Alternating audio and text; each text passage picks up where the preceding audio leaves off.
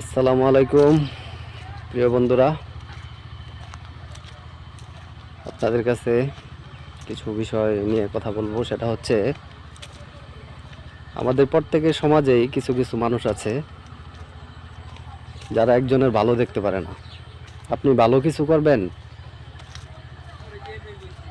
আপনাকে নিয়ে টল করবে, মজা করবে, এটাই স্বাভাবিক। আর যদি খারাপ কিছু করতে যান, তখন আপনাকে উৎসাহ দিবে, মানে আপনি যেন আরো বেশি বেশি খারাপ কিছু করতে পারেন।